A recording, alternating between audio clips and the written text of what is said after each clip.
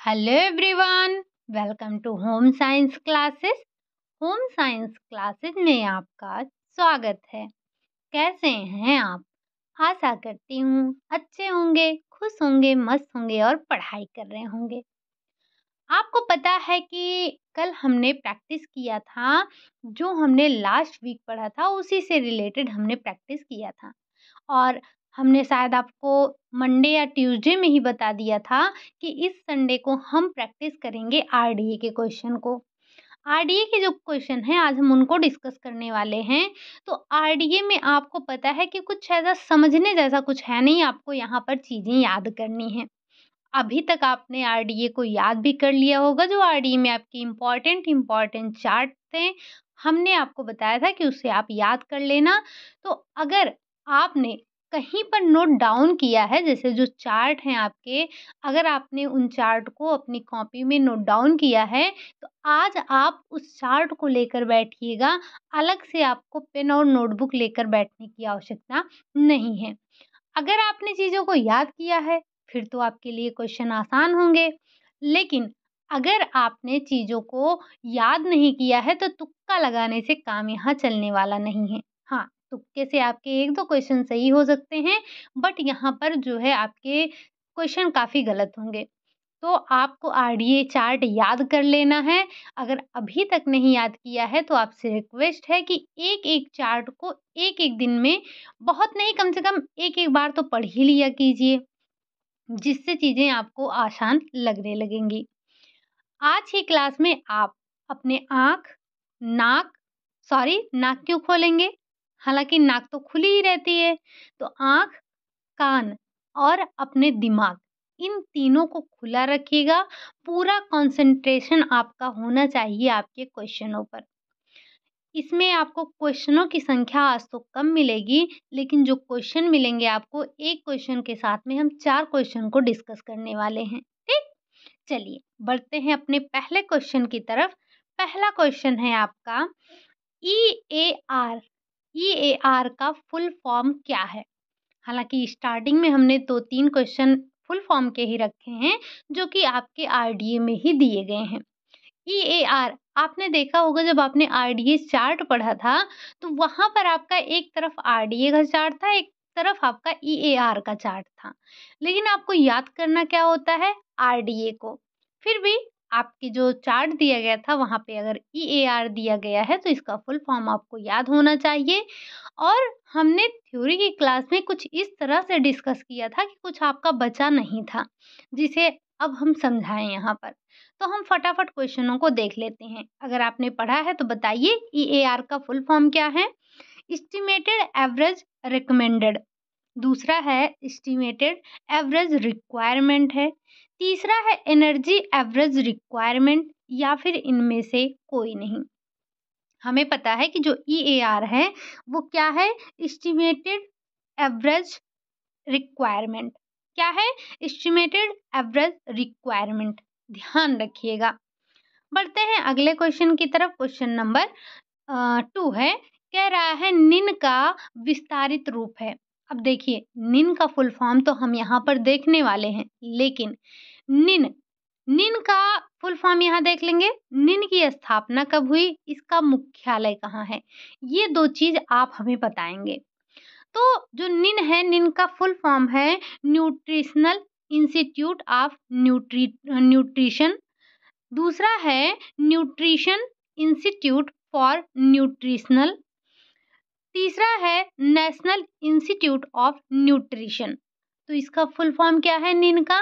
निन का full form है नेशनल इंस्टीट्यूट ऑफ न्यूट्रिशन। आप सभी ने पढ़ रखा है। इसकी स्थापना कब हुई और साथ ही साथ इसका जो मुख्यालय है वो कहाँ है? हालाँकि मैं आपको बता दूँ कि हम ये पढ़ते हैं कि मैक्सिमम जो हमारे हेडक्वार्टर होते हैं वो दिल्ली में ही देखने को मिलते हैं।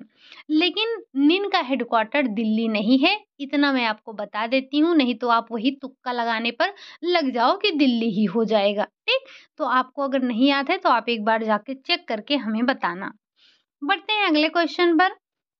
अगला क्वेश्चन है आपका आईसीएमआर। आईसीएमआर का फुल फॉर्म क्या है? इसके लिए भी वही आपके लिए क्वेश्चन है कि आईसीएमआर की स्थापना कब हुई, ये आप बताएँगे।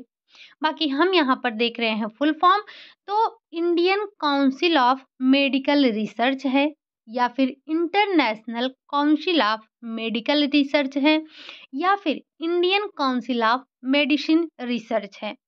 तो हम जानते हैं कि जो हमारा ये आईसीएमआर है, आईसीएमआर का फुल फॉर्म जो होता है वो Indian council of medical research होता है।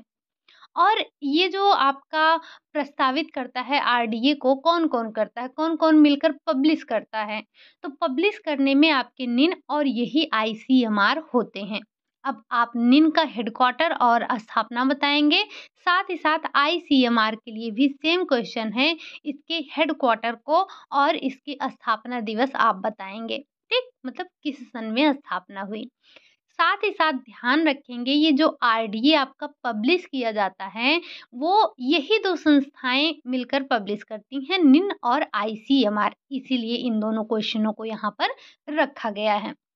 चलिए बढ़ते हैं अगले क्वेश्चन की तरफ। क्वेश्चन नंबर 4 है, एएनआर ये नाम आपने पढ़ा था कि नहीं पढ़ा था? अगर नहीं पढ़ा था तो एक बार नोट डाउन कर लीजिएगा, क्योंकि ये टर्म भी आपके उसी आरडीए चार्ट में देखने को मिलते हैं।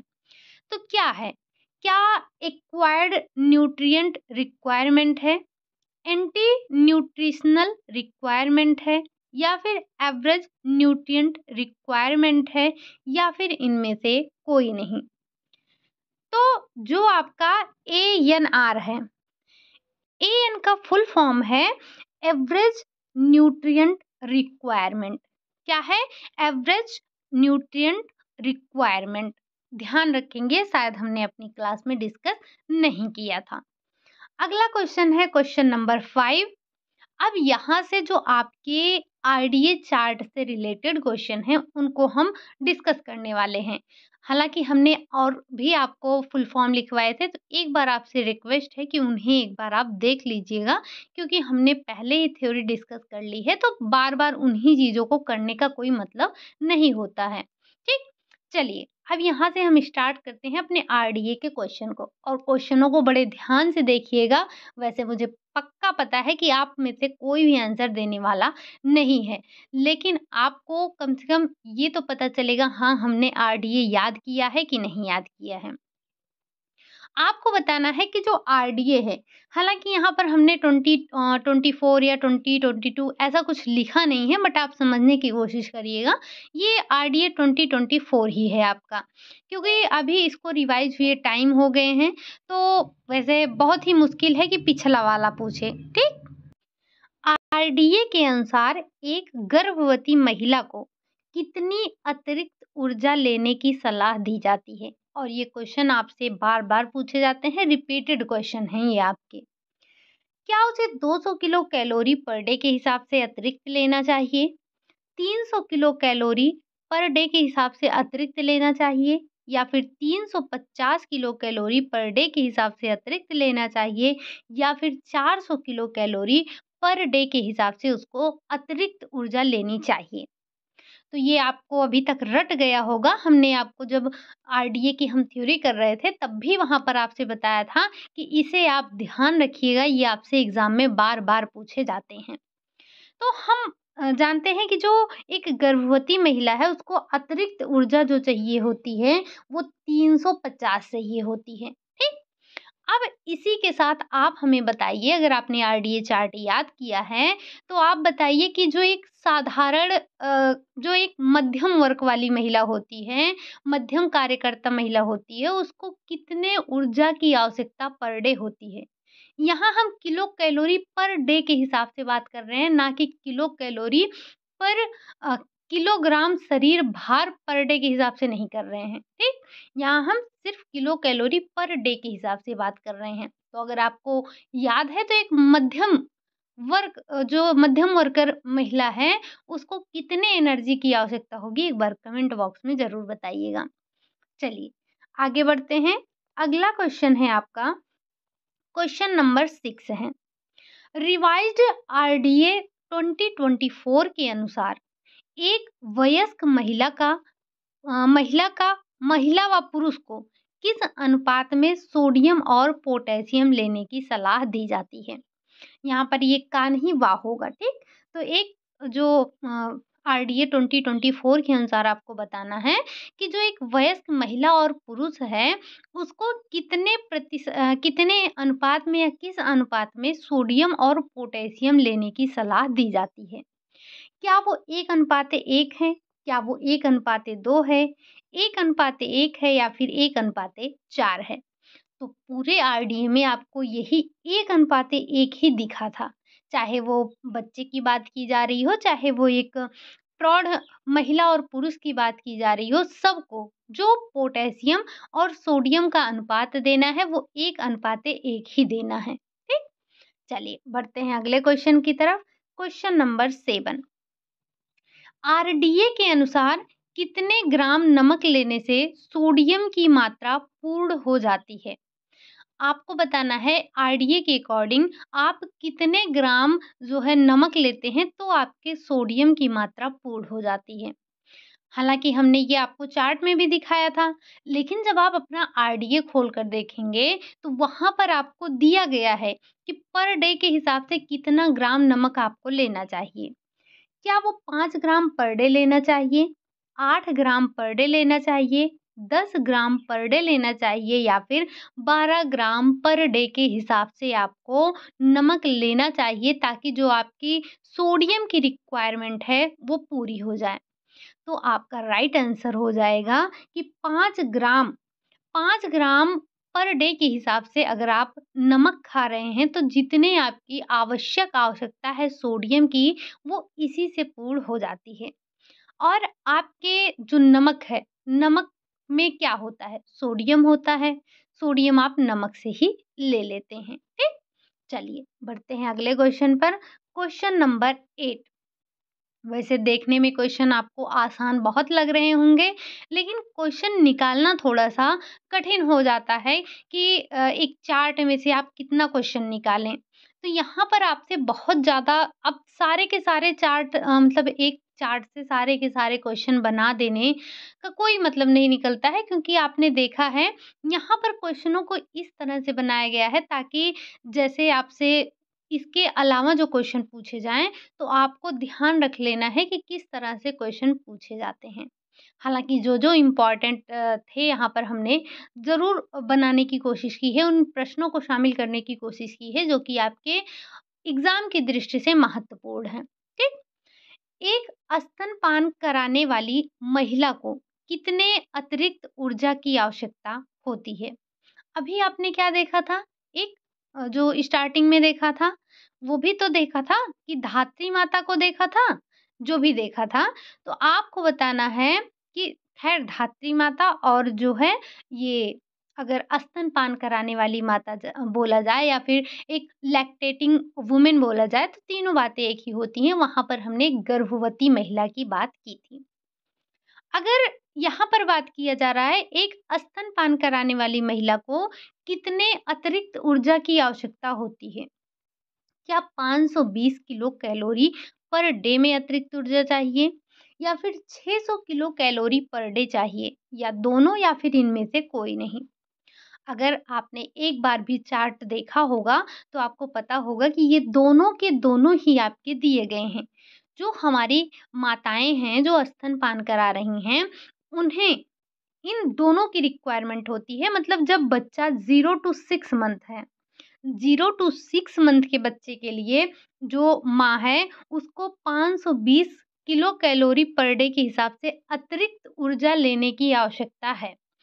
साथ ही साथ जो जब 6 मंथ से लेकर 12 मंथ का बच्चा हो गया है, यानी कि 6 से लेकर 12 मंथ का बच्चा हो गया है, तो उस माँ को 600 किलो कैलोरी पर डे के हिसाब से अतिरिक्त ऊर्जा लेना चाहिए, ठीक? अतिरिक्त का मतलब एडिशनल, जैसे अगर हम बात करें कि एक साधारण जो महिला है, वो 1660 ले रही है, ठीक? वो 1660 किलो कैलोरी पर डे के हिसाब से ले रही है, तो यहाँ पर आपको 1660 में आपको ऐड कर देना है, जैसे ये 1660 है ही, तो अगर गर्भवती माता का पूछा जाएगा तो हम 350 ऐड कर देंगे, ठीक? यहाँ पर क्या कर देंगे 350 ऐड कर देंगे। लेकिन अगर यही आपसे एक जो धात्री माता है जिसका शिशु या जो 0 से 6 मंथ के बच्चे को स्तनपान करा रही है, तो उसको 520 क्या 520 किलो कैलोरी अतिरिक्त पर डे के हिसाब से अतिरिक्त ऊर्जा की आवश्यकता होगी।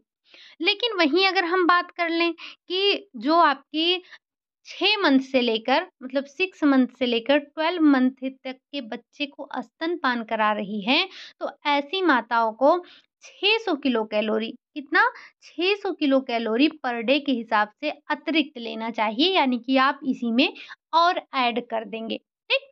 बात आपको समझ में आ गई होगी।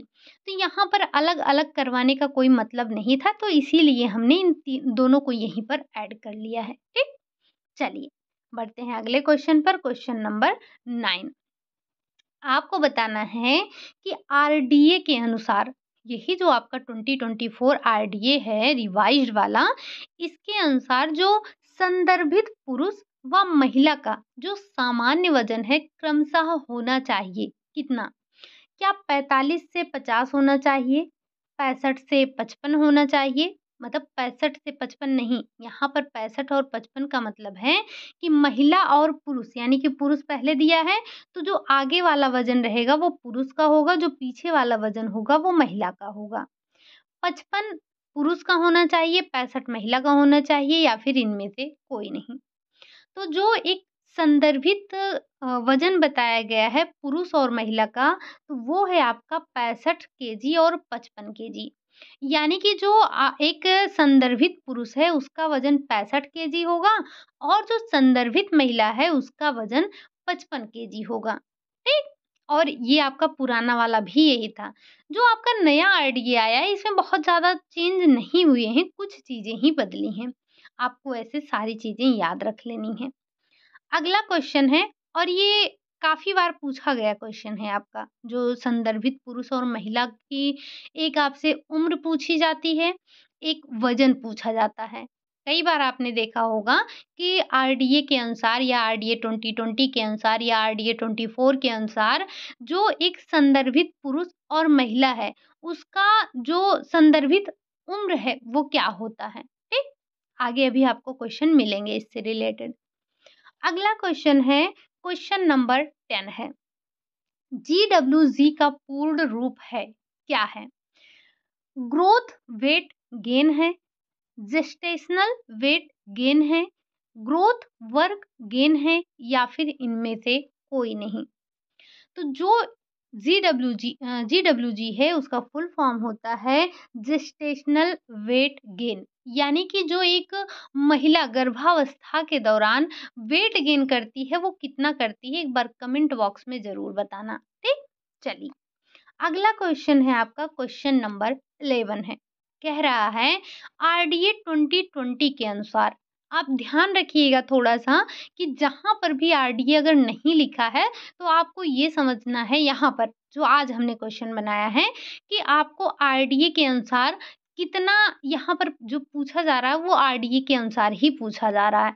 हालाँकि जब आपसे क्वेश्चन पूछा जाएगा तो वो आरडीए वहाँ पर लिखा होगा कि आरडीए इतने-इतने के अनुसार, ठीक?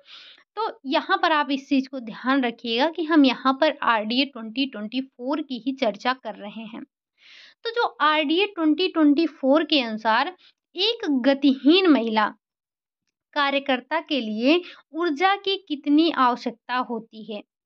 आपने देखा था चाहे हम महिला की बात करें या पुरुष की बात करें, तो उसमें आपको 3 फिजिकल एक्टिविटीज़ दी गई थी। एक तो आपकी जो गतिहीन महिला या पुरुष होते हैं, एक जो मध्यम कार्यकर्ता होते हैं महिला या पुरुष और एक जो भारी कार्य करने वाले महिला या पुरुष होते हैं। इन तीनों की कैटेगरी आपको अलग-अलग दी गई थी, ठीक? तो कार्य के हिसाब से इनका वर्गीकरण किया गया था।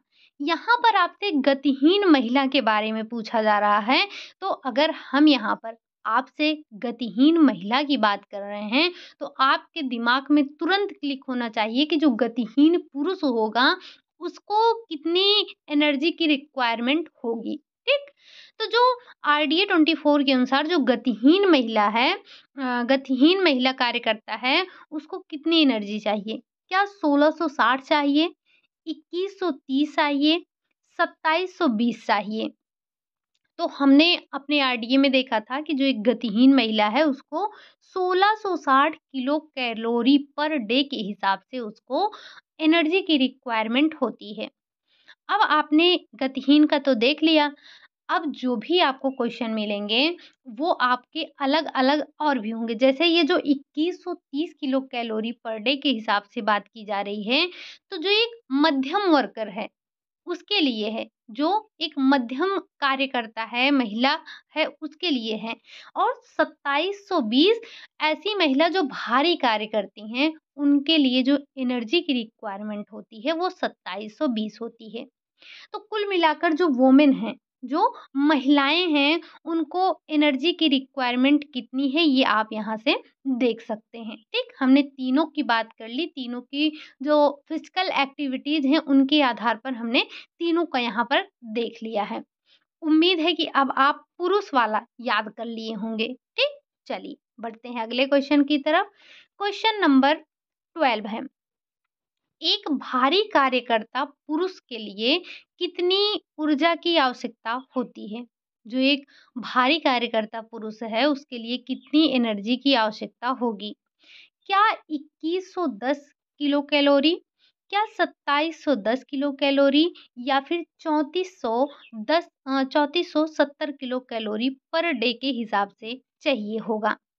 तो ध्यान रखेंगे, अगर एक भारी कार्यकर्ता पुरुष की बात कर रहे हैं, तो वैसे ही आपको समझ में आ जाना चाहिए कि ये गतिहीन पुरुष की बात है, ये आपके मध्यम पुरुष की बात है, जो मध्यम वर्कर हैं, और ये हैं आपके भारी जो कार्यकर्ता पुरुष हैं, उनके लिए जो एनर्जी की रिक्वायरमेंट होगी, वो 3470 किलो कैलोरी पर डे के हिसाब से उनको चाहिए होगा। ठीक? चलिए, बढ़ते हैं अगले क्वेश्चन की तरफ। क्वेश्चन नंबर 13 है, आपको बताना है, जब देखिए, जब हमने आरडीए पढ़ा था, तो वहाँ पर आपको कुछ ऐसी कैटेगरीज़ हमने बताई थी, कुछ ऐसे एज ग्रुप बताए थे, जिनको आपको याद ही कर लेना है। याद ही कर लेना का मतलब आपको ज़रूर से ज़रूर याद होने चाहिए, ठीक? जैसे आपने देखा था ऊपर के जो, अगर हम एडल्ट मैन और वुमेन की बात करें, तो उनके कार्यों के आधार पर इन तीनों को याद, दोनों को याद कर लेना है।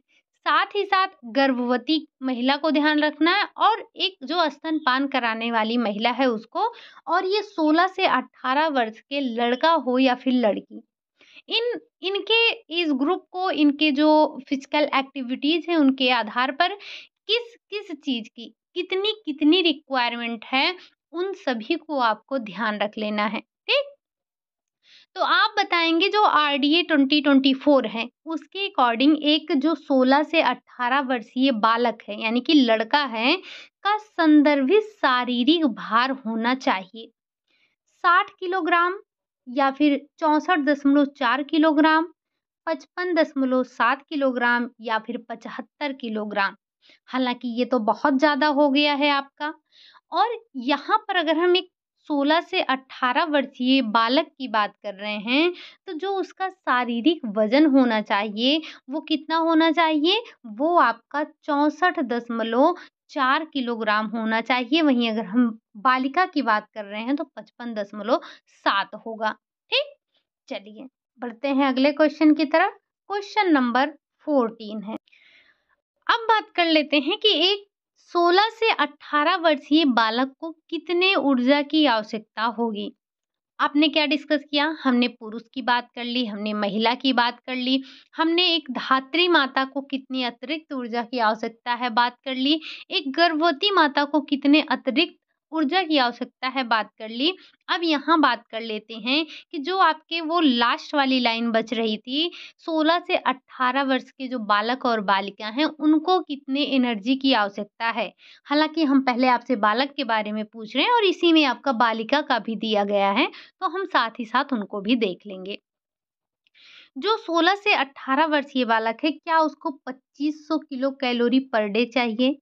क्या उसे 2700 किलो कैलोरी पर डे चाहिए? क्या उसे 3320 किलो कैलोरी पर डे चाहिए? या फिर उसे 4000 किलो कैलोरी पर डे चाहिए?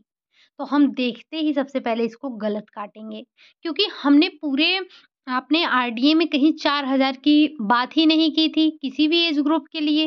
तो जो आपकी 16 से 18 वर्ष के बालक हैं, इनको जो एनर्जी की रिक्वायरमेंट है वो 3320 होती है।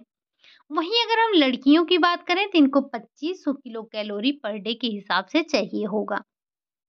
बढ़ते हैं अगले क्वेश्चन। क्वेश्चन नंबर 15 है। आरडीए के अनुसार एक वयस्क के लिए आहार फाइबर की दैनिक आवश्यकता कितनी होती है? हालाँकि हर एक चीज़ को हमने आपको अलग-अलग करके बता दिया था। कन्फ्यूज़न तो आपके पास होगा नहीं कुछ, ऐसा हम उम्मीद कर रहे हैं, ठीक? तो आपको बताना है कि अगर आरडीए के अनुसार बात की जाए तो एक वयस्क के लिए जो आहार फाइबर की दैनिक आवश्यकता है वो कितनी है? क्या 15 ग्राम पर 1000 किलो कैलोरी के हिसाब से चाहिए? क्या 30 ग्राम पर 2000 किलो कैलोरी के हिसाब से चाहिए? या फिर दोनों या इनमें से कोई नहीं? तो इन दोनों को हमने लिखवाया था। वैसे आपको इन दोनों को ध्यान भी रखना है। तो जो आरडीए के अनुसार जो आहार में फाइबर की दैनिक आवश्यकता है, वो ये दोनों है। मतलब अगर 1000 कैलोरी है, किलो कैलोरी एनर्जी ले रहे हैं, तो 15 ग्राम फाइबर लेना है। अगर हम 2000 किलो कैलोरी ले रहे हैं, तो 30 ग्राम हमको चाहिए होगा। चलिए, इसी हिसाब से वैसे तो चाहिए नहीं, लेकिन आप बताइए कि अगर हम 4000 किलो कैलोरी ऊर्जा ले रहे हैं, तो ऐसे में हमें कितने आहार जो फाइबर है, कितने ग्राम फाइबर की आवश्यकता होगी?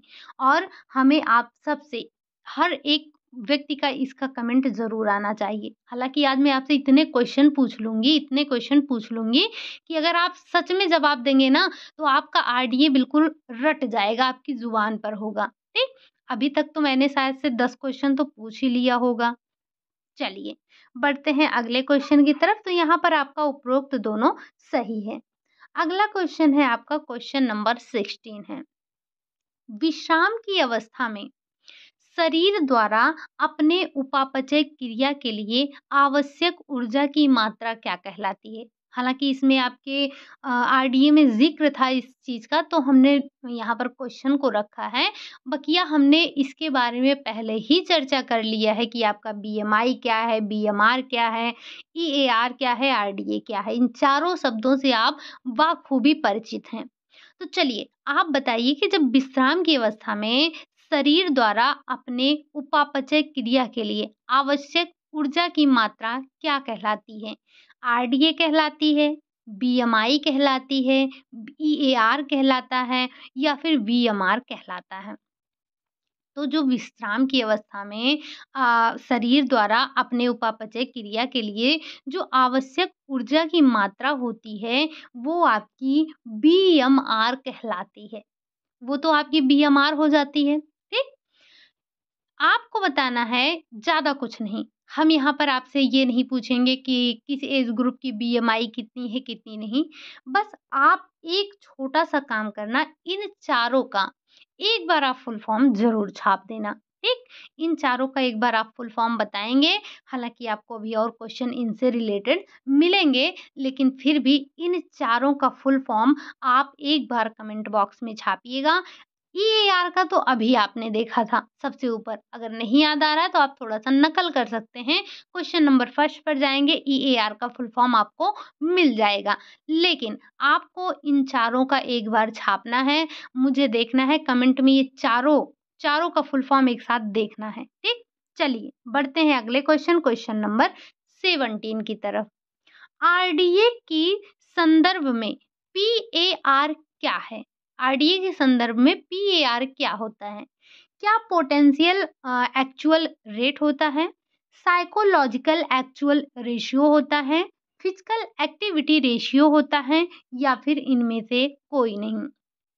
तो जो आरडीए के संदर्भ में पीएआर है, इसका फुल फॉर्म होता है फिजिकल एक्टिविटी रेशियो।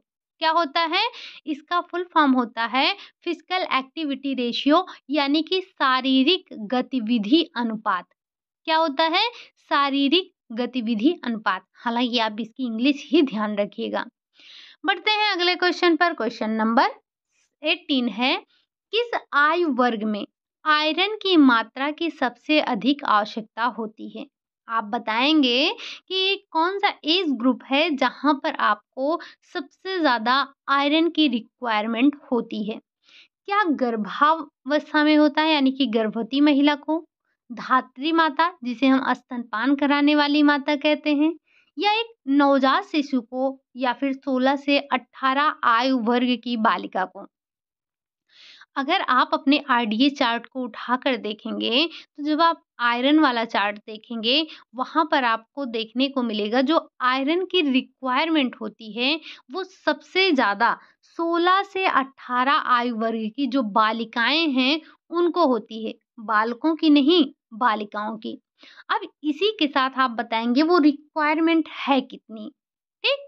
चलिए, बढ़ते हैं अगले क्वेश्चन की तरफ। क्वेश्चन नंबर 19 है।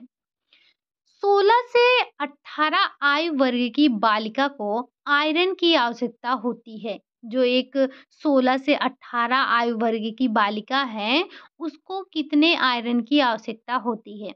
तो जो आपने अभी पिछला क्वेश्चन देखा था, वो आपका ये हमने पूछ ही लिया था, तो उसकी जगह पर आप ये बताएँगे कि जो एक धात्री माता होती है, उसको कितने आयरन की आवश्यकता होती है?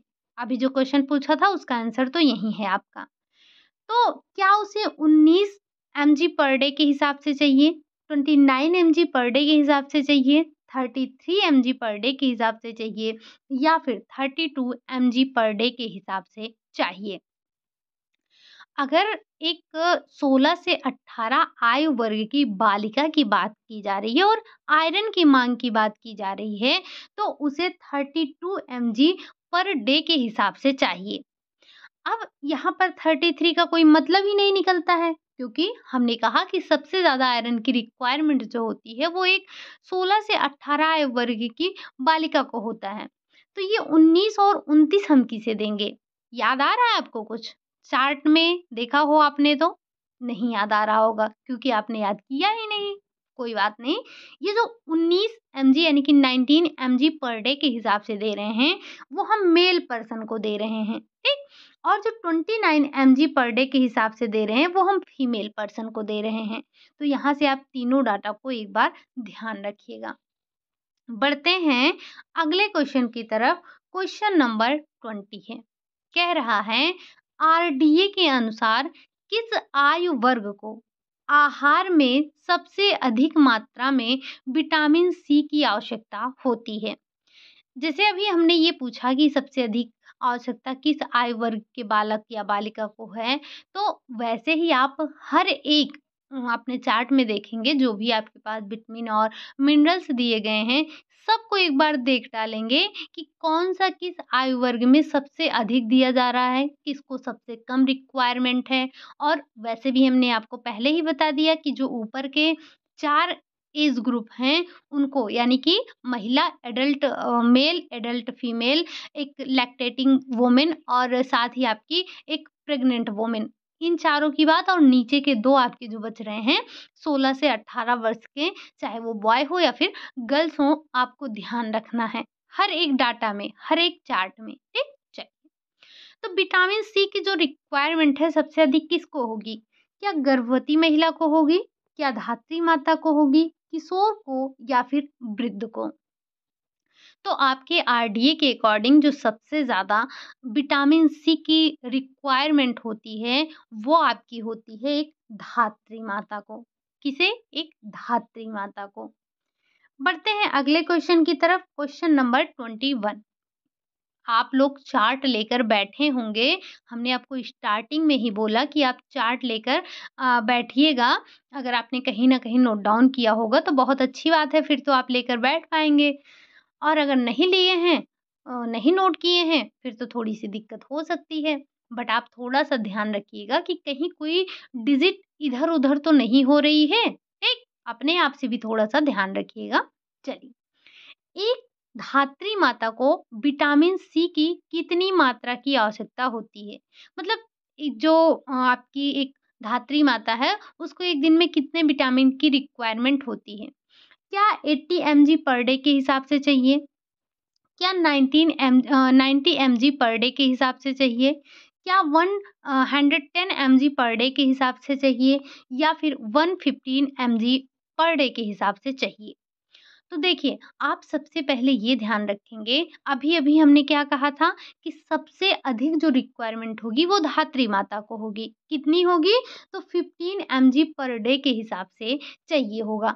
अब एक बार आप हमें बताना कि जो 80 mg पर डे है और 90 mg पर डे है, ये किसकी-किसकी रिक्वायरमेंट है, ठीक?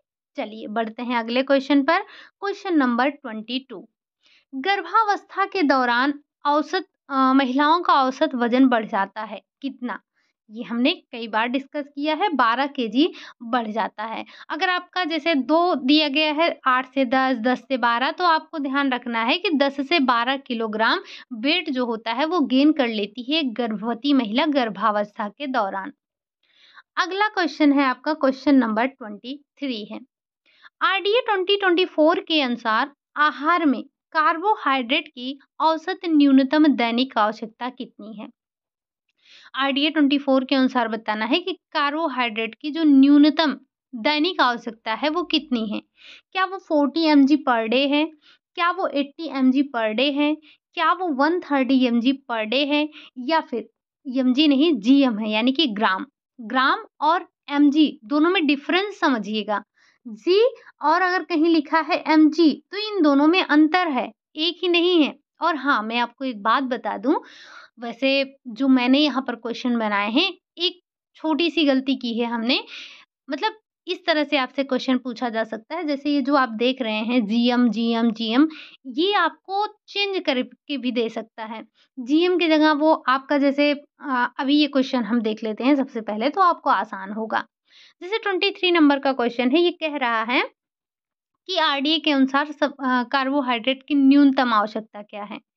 तो जो न्यूनतम आवश्यकता है, सबसे कम आवश्यकता है, वो 130 ग्राम पर डे के हिसाब से चाहिए।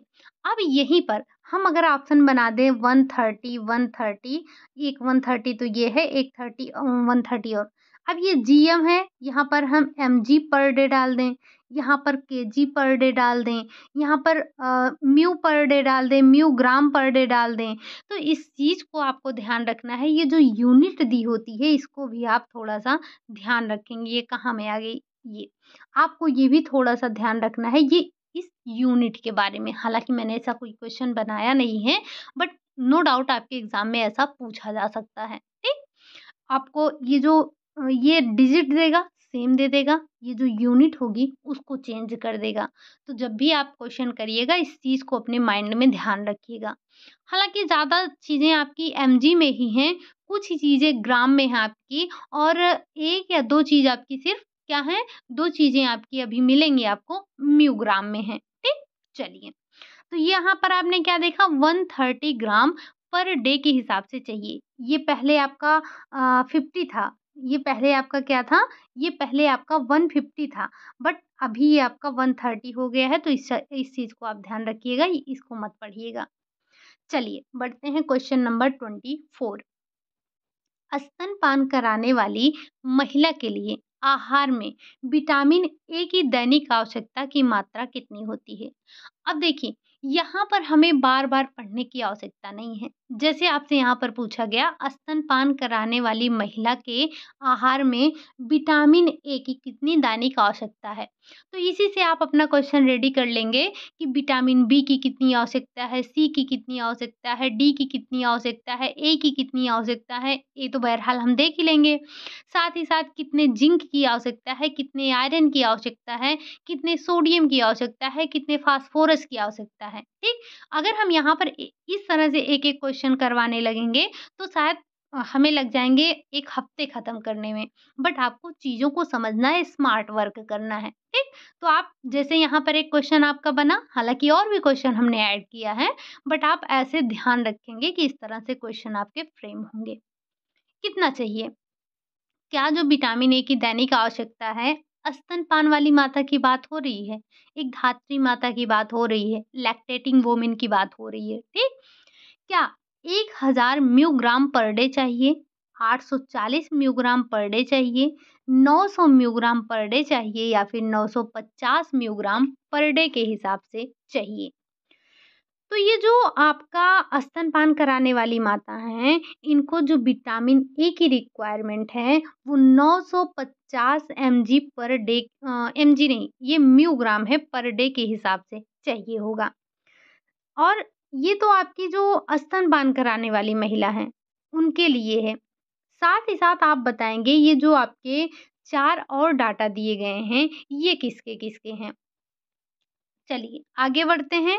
अगला क्वेश्चन है, क्वेश्चन नंबर 25 है, कह रहा है एक 16 से 18 वर्षीय बालिका के आहार में दैनिक विटामिन ए की दैनिक आवश्यकता की मात्रा कितनी है? क्या 1000 म्यूग्राम पर डे है, 860 म्यूग्राम पर डे है, 980 म्यूग्राम पर डे है या फिर 950 म्यूग्राम पर डे है? ये जो डाटा आपको दिख रहा है साथ में, ये डाटा आपको ऐसे-वैसे डाटा नहीं है, जो आपके क्वेश्चन में और भी साथ में ऑप्शन होते हैं, ये कोई एक ऑप्शन नहीं होते हैं, ये उसी से रिलेटेड क्वेश्चन होते हैं। अगर आप अपना आरडीए लेकर बैठे होंगे, तो आपको पता चल गया होगा कि कौन-सा किसकी रिक्वायरमेंट है। तो अगर हम बात कर रहे हैं एक 16 से 18 वर्षीय बालिका बालिका के लिए, तो उसको जो ये विटामिन ए की रिक्वायरमेंट है, वो कितनी है? वो है आपकी 860 म्यूग्राम पर डे के हिसाब से उसको चाहिए होगा, ठीक? इसी के साथ आप बताइएगा कि अगर एक 16 से 18 वर्षीय बालक है, बालिका की बात की हमने, बालक है तो उसको कितने विटामिन ए की दैनिक आवश्यकता होगी उसकी? अगला क्वेश्चन है क्वेश्चन नंबर 26। एक गर्भवती महिला के लिए दैनिक आयोडीन की आवश्यकता होती है। अब यहाँ पर हमने क्या कहा? एक जो आपकी गर्भवती महिला है, तो आपको तुरंत याद रख लेना है कि जो हमारी एक धात्री माता है उसको कितना चाहिए, जो एक साधारण महिला है उसको कितना चाहिए, ठीक? तो जो एक गर्भवती महिला के लिए दैनिक आयोडीन की आवश्यकता होती है, वो कितनी होती है? दैनिक जो आवश्यकता होगी आपकी, वो होगी क्या 140 म्यूग्राम पर डे चाहिए? क्या 220 म्यूग्राम पर डे चाहिए या फिर 280 म्यूग्राम पर डे चाहिए? तो जो एक गर्भवती महिला को आयोडीन की रिक्वायरमेंट होती है, वो 220 म्यूग्राम पर डे के हिसाब से उसको चाहिए होगा, ठीक? चलिए आगे बढ़ते हैं। अगला क्वेश्चन है आपका क्वेश्चन नंबर 27। कह रहा है एक गर्भवती महिला के लिए दैनिक थायमीन की आवश्यकता होती है। दैनिक थायमीन कितना? 1.4 mg per day, 1.8 mg per day, 2.0 mg per day या इनमें से कोई नहीं। तो जो एक गर्भवती महिला है, उसके जो थायमीन की रिक्वायरमेंट है पर डे के हिसाब से वो 2.0 mg पर डे के हिसाब से, यानी कि उसको 2 mg पर डे के हिसाब से लेना है। और ये जो 1.4 है, ये एक गतिहीन जो आपकी मध्यम या कह सकते हैं गतिहीन जो क्या बोल सकते हैं उसको? गतिहीन जो कार्य करने वाली महिला है या गतिहीन मध्यम कार्य करने वाली महिलाओं के लिए, तीनों के लिए एक ही होता है और ये पुरुष है आपके, तो उस पुरुष को जो थायमीन की आवश्यकता होगी 1.8 mg होगी। ये जो आप देख रहे हैं, ये जो गर्भवती महिला की दैनिक थायमीन की आवश्यकता है, वो कितनी है? वो 2.0 है, ये तो हम सभी जानते हैं। ये जो ऊपर के दिए गए हैं, ये आपके महिला के नहीं, जैसे ये आपके जो पुरुष वर्ग है, पुरुष वर्ग में जो एक गतिहीन पुरुष है, उसको कितनी रिक्वायरमेंट है? 1.4 है और जो एक मध्यम वर्गीय पुरुष है, उसको 1.8 mg पर डे के हिसाब से थायमीन की आवश्यकता होती है। अगला क्वेश्चन है क्वेश्चन नंबर 28। एक गर्भवती महिला को दैनिक राइबोफ्लेविन की आवश्यकता कितनी होती है? ये आपके जो बी कॉम्प्लेक्स वाली श्रेणी आपने देखी थी, वहाँ पर आपको देखने को मिलेगा। तो जो आरडीए के अनुसार पूछा जा रहा है, तो आरडीए के अनुसार एक गर्भवती महिला को दैनिक राइबोफ्लेविन की आवश्यकता कितनी होती है? क्या 1.9 mg per day, 2.4 mg per day, 3.1 mg per day या फिर 2.7 mg पर डे के हिसाब से चाहिए होगा। तो ध्यान रखिएगा कि जो एक गर्भवती महिला है, उसको तो राइबोफ्लेविन की जो रिक्वायरमेंट है पर डे के हिसाब से, वो 2.7 mg पर डे चाहिए उसको। लेकिन ये जो ऊपर के आपको तीनों दिख रहे हैं, ये भी आपकी महिलाओं के ही मतलब कह सकते हैं कि जो आपकी 1.9 है, ये आपकी जो गतिहीन महिला है। ये तीनों ही आपकी महिलाओं के दिए गए हैं। जो गतिहीन महिला है, उसको 1.9 mg चाहिए और जो मध्यम कार्य करने वाली महिला है, उसको 2.4 चाहिए mg पर डे और जो एक भारी कार्य करने वाली महिला है, उसको 3.1 mg पर डे के हिसाब से चाहिए। तो महिलाओं की ये चारों कैटेगरियाँ आपके पास हैं कि राइबोफ्लेविन की कितनी आवश्यकता किसको होती है। अगला क्वेश्चन है क्वेश्चन नंबर 29। एक गतिहीन पुरुष के लिए दैनिक राइबोफ्लेविन की आवश्यकता कितनी है? आपने गतिहीन, मध्यम और भारी कार्य करने वाली महिला को तो देख लिया। अब पुरुष को कितना चाहिए? क्या 2.0 mg पर डे या फिर 2.5 mg पर डे या फिर 3.2 mg पर डे या फिर इनमें से कोई नहीं? तो इसका तो कोई लॉजिक ही नहीं बनता है, क्योंकि जब ये क्वेश्चन हमने खुद से बनाया है तो ऐसा नहीं रखेंगे कि इसमें से कोई नहीं हो। आपको डाटा यहाँ पर मेरा मेन जो मोट्टो है वो आपको याद करवाना है।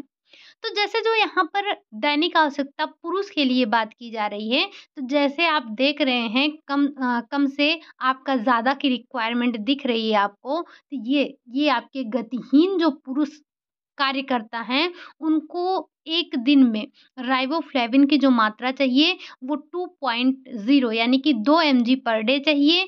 जो मध्यम कार्य करने वाले हैं, उनको 2.5 mg पर डे चाहिए और जो भारी कार्य करने वाले हैं, उनको 3.2 mg पर डे के हिसाब से क्या चाहिए? राइबोफ्लेविन चाहिए। ठीक? चलिए आगे बढ़ते हैं। अगला क्वेश्चन है आपका क्वेश्चन नंबर 30 है। एक जो गर्भवती महिला है, एक गर्भवती महिला के लिए दैनिक नियासिन की आवश्यकता होती है। कितनी होती है? 11 mg पर डे चाहिए होगा, 14 mg पर डे चाहिए होगा, 18 mg पर डे चाहिए होगा या फिर 13 mg पर डे चाहिए होगा। तो जो एक गर्भवती महिला होती है, उसकी जो नियासिन की दैनिक रिक्वायरमेंट होती है, वो होती है 13 mg पर डे के हिसाब से चाहिए होगा। अब ऊपर के भी देख लेते हैं, तो ये जो ऊपर के चारों तीनों दिए गए हैं, ये भी महिलाओं के ही दैनिक रिक्वायरमेंट है, उनकी दैनिक आवश्यकता है जो कि नियासिन की है। तो अगर एक कोई गतिहीन महिला है, गतिहीन महिला कार्य करता है, तो उसे हम 11 mg पर डे देंगे। अगर कोई मध्यम कार्य करने वाली महिला है, तो उसे हम 14 mg पर डे देंगे। लेकिन अगर कोई भारी कार्य करने वाली महिला है, तो उसे हम 18 mg पर डे के हिसाब से नियासिन उसको देंगे। ठीक? अगला क्वेश्चन है क्वेश्चन नंबर 31। एक गतिहीन पुरुष के लिए दैनिक नियासिन की आवश्यकता कितनी होती है? हालाँकि अभी आप जिस तरह से क्वेश्चन बनाए गए हैं, उन क्वेश्चनों को मद्देनज़र रखते हुए आपने इसके आंसर को निकाल लिया होगा, ना? कि एक जो गतिहीन पुरुष है, उसकी जो दैनिक रिक्वायरमेंट है कितनी है? तो सबसे कम ही देंगे। अगर वो कार्य नहीं कर रहा है, तो उसे हम सबसे कम, या चाहे वो एनर्जी की रिक्वायरमेंट हो या फिर कोई भी आपके प्रोटीन की रिक्वायरमेंट हो, एनर्जी की रिक्वायरमेंट हो, फैट की रिक्वायरमेंट हो या फिर किसी भी मिनरल या कोई भी आपका जो विटामिन है, इन सब की हर एक चीज़ को उसको कम-कम देंगे। तो उसी हिसाब से यहाँ भी है कि जो आपका 14 mg पर डे के हिसाब से उसको जो एक गतिहीन पुरुष है, उसको हम देंगे। 18 mg पर डे के हिसाब से जो एक मध्यम वर्गीय पुरुष है उसको देंगे और जो भारी कार्य करने वाला पुरुष कार्य करता है उसको हम 23 mg पर डे के हिसाब से नियासिन देंगे। ज़रा एक बार बताना, नियासिन किसका रासायनिक नाम है? विटामिन B1 का, B2 का, B3 का, किसका? अगला क्वेश्चन है आपका क्वेश्चन नंबर 32। कह रहा है आरडीए 2024 के अनुसार एक 16 से 18 वर्षीय बालक की प्रोटीन की दैनिक आवश्यकता कितनी होती है? क्या 55 ग्राम पर डे चाहिए? क्या 46 ग्राम पर डे चाहिए? 90 ग्राम पर डे चाहिए या फिर इनमें से कोई नहीं? तो जो आरडीए के अनुसार जो 16 से 18 वर्षीय बालक है, उसको जो प्रोटीन की दैनिक उसकी आवश्यकता है, वो कितनी है? तो वो उसकी हो जाएगी आपकी 55 ग्राम पर डे के हिसाब से चाहिए होगा। और वहीं अगर हम बात करें लड़की की, अगर वो 16 से 18 वर्ष की है, तो उसको 46 ग्राम पर डे के हिसाब से उसको प्रोटीन की रिक्वायरमेंट उसकी होती है। अगला क्वेश्चन है क्वेश्चन नंबर 33। एक भारी कार्यकर्ता पुरुष को कितने प्रोटीन की आवश्यकता होती है? अगर हम बात कर रहे हैं एक भारी कार्यकर्ता पुरुष को, तो उसको कितने प्रोटीन की आवश्यकता है? क्या 54 ग्राम पर डे चाहिए या फिर 46 ग्राम पर डे चाहिए, 55.5 ग्राम पर डे चाहिए या फिर 68 ग्राम पर डे के हिसाब से उसको चाहिए? अगर भारी पुरुष कार्यकर्ता की बात हो रही, यहाँ पर महिला नहीं, पुरुष कार्यकर्ता है, तो उसको जो प्रोटीन की रिक्वायरमेंट होगी, वो कितनी होगी? वो 54 ग्राम पर डे के हिसाब से उसको चाहिए होगा। अगर वहीं हम बात करें कि अगर 46 ग्राम पर डे की, तो ये एक वुमन की रिक्वायरमेंट है। अगर हम बात कर रहे हैं एक जो अ, गर्भवती माता है, जो सेकंड ट्राइमेस्टर में है, second trimester, third trimester, first trimester, समझ पा रहे होंगे आप, अगर आपने चाइल्ड डेवलपमेंट पढ़ा है। वहाँ पर हमने बकायदा डिस्कस किया है कि फर्स्ट ट्राइमेस्टर क्या है, सेकंड ट्राइमेस्टर क्या है, कब से कब तक चलता है, थर्ड ट्राइमेस्टर क्या है, कब से कब तक चलता है, सबके बारे में डिस्कस हुआ है। और ये जो आपका 68 ग्राम पर डे है, ये आपका थर्ड ट्राइमेस्टर में दिया जाता है, जब किसी महिला, गर्भवती महिला जो है, जब उसका थर्ड ट्राइमेस्टर चलता है, जब उसका थर्ड ट्राइमेस्टर चलता है, तब उसको जो हम प्रोटीन देते हैं, वो 68 ग्राम पर डे के हिसाब से देते हैं। अगला क्वेश्चन है आपका क्वेश्चन नंबर 34। भारतीय आरडीए भारतीय आरडीए में पुरुष और महिला की संदर्भित आयु क्या है? ये आप लोग सोच रहे होंगे भारतीय आरडीए कहाँ से आ गया? तो आप देखेंगे वो लाइन ऐसे ही आपकी लिखी गई है आपके आरडीए में। भारतीय आरडीए के अनुसार जो पुरुष और महिला की संदर्भित आयु है वो क्या है? क्या वो 19 से 29 है? क्या वो 19 से 39 है? क्या वो 18 से 28 है या फिर इनमें से कोई नहीं? तो जो एक भारतीय पुरुष है या आरडीए, भारतीय आरडीए के अनुसार जो पुरुष और महिला की संदर्भित आयु दी गई है, वो दी गई है 19 से 39 वर्ष। कितना? 19 से 39 वर्ष दी गई है। बढ़ते हैं बढ़ते हैं आज के अपने लास्ट क्वेश्चन की तरफ, जो कि है आपका आरडीए के अनुसार सामान्य बीएमआई की सीमा क्या है? मतलब आरडीए के अनुसार जो बीएमआई है वो कितनी होनी चाहिए? और बीएमआई निकालना हमने आपको बताया है। आप क्लास में जाकर देखेंगे, जो न्यूट्रिशन साइंस की क्लास है, वहाँ पर आपको ये मिल जाएगा। तो ये जो आरडीए के अनुसार सामान्य बीएमआई कितना है? क्या 18 से 25 किलोग्राम पर मीटर स्क्वायर है? क्या 18.25 से लेकर 25.5 किलोग्राम पर मीटर स्क्वायर है? या फिर 18.5 से 22.9 किलोग्राम पर मीटर स्क्वायर है, या इनमें से कोई नहीं? अगर आपने बीएमआई का चैप्टर देखा होगा, बीएमआई कैसे निकालते हैं, वहाँ पर हमने आपको कई मेथड से बीएमआई निकालना बताया था और आप सबसे कहा भी था कि अपना-अपना बीएमआई निकाल के बताना। बट आप में से कोई भी नहीं बताया ये चीज़, ठीक? तो जो ये आपका बीएमआई है, जो सामान्य बीएमआई है, वो मानी जाती है 18.5 से लेकर 22.9 किलोग्राम पर मीटर स्क्वायर के ये सीमा इसकी निर्धारित की गई है, ठीक? तो आज की क्लास में हमने, भले ही यहाँ पर आपको गिनती 35 दिख रही है, बट आप यकीन मानिए आपने 100 क्वेश्चन पार कर लिए हैं। आज आपने 100 क्वेश्चन पार कर लिए हैं। अब इतनी क्वेश्चन तो मुझे नज़र आए, मैंने निकाले। अगर और भी कुछ क्वेश्चन बनेगा तो हम फिर कभी डिस्कस कर लेंगे। अभी के लिए आपका ये आरडीए का आज लास्ट टॉपिक था। कहने का मतलब हमने आज 3 क्लास में आरडीए को कुल मिलाकर ख़त्म किया है। 2 क्लास में हमने थ्योरी को डिस्कस किया था और थ्योरी इतने अच्छे से डिस्कस कर ली थी कि मुझे नहीं लगता है कि इन क्वेश्चनों की ज़रूरत थी आपको। फिर भी हमने क्वेश्चन भी कर लिए हैं। और एक बात, आप में से जिन लोगों को क्लास ले लिए हैं जो लोग, वो लोग जा सकते हैं। आप में से कई लोग ऐसे हैं जो नए-नए हैं अभी हाल-फिलहाल में जुड़े हैं, इस परिवार के सदस्य बने हैं। आप में से कई लोग को पता नहीं होगा कि हमने एक बार पूरा अपना home management, textile, nutrition science, child development और आपका ये होम मैनेजमेंट हो गया, टेक्सटाइल हो गया, न्यूट्रिशन साइंस हो गया और एक्सटेंशन एजुकेशन। इन पाँचों ब्रांच को हमने एक बार कवर अप कर लिया है। हेल्थ आपका ये जो एक्सटेंशन एजुकेशन है, ये तो हमने 2 बार कर लिया है। साथ ही साथ ये जो आपका होम मैनेजमेंट है, इसकी भी कुछ क्लासेज़ आई थिंक 30 के आसपास क्लासेज़ आपकी लगभग-लगभग हो चुकी हैं, नए वाले में भी। तो हमने पिछली बार से इस बार कुछ अच्छे तरीके से पढ़ने समझने की कोशिश की है, आपको समझाने की भी कोशिश की है। उम्मीद यही रहती है, आशा यही करते हैं, कोशिश यही करते हैं कि आपको अच्छे से समझा सकें, चीज़ें आपको समझ में आएँ।